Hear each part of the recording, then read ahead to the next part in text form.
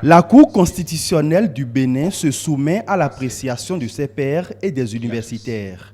Après près de 3 décennies de jurisprudence constitutionnelle et 15 mois de décisions rendues par la 6e mandature de la haute juridiction. Ce colloque est une messe scientifique où sachants venus de divers horizons vont analyser les grandes décisions rendues par les sages béninois. Dans un contexte où la Cour Djogbenou assume ses fonctions traditionnelles avec beaucoup d'innovations, d'où le thème de ces assises, Cour constitutionnelle entre rupture et continuité. Nous sommes ici afin que ceux qui jugent soient jugés. Nous sommes ici afin que ceux qui prescrivent puissent être appréciés dans leur prescription. Nous sommes ici afin que la juridiction constitutionnelle puisse être évaluée elle-même à travers sa production. Cette rencontre pose les jalons d'une collaboration entre juges constitutionnels et enseignants-chercheurs.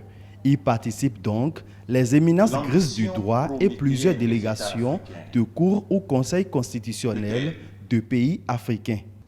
Les éminentes personnalités qui vont nous présenter au cours des travaux des communications qui, j'en suis convaincu, seront de très haut niveau, vont certainement procéder à une analyse approfondie de la riche jurisprudence de cette Cour. Jurisprudence faite de décisions parfois qualifiées d'audacieuses, mais toujours solidement motivées en droit. Pour le président de la Cour suprême du Bénin, qui préside aussi l'Association africaine des hautes juridictions francophones, cette rencontre voulue par le Bénin vient renforcer son image de pays démocratique. Ce colloque porte toute la marque des faits qui apaisent et rassurent. Berceau du renouveau démocratique en Afrique, avec l'inauguration de conférences nationales, une inauguration plutôt réussie. Le Bénin est perçu depuis des décennies comme le laboratoire de la démocratie en Afrique.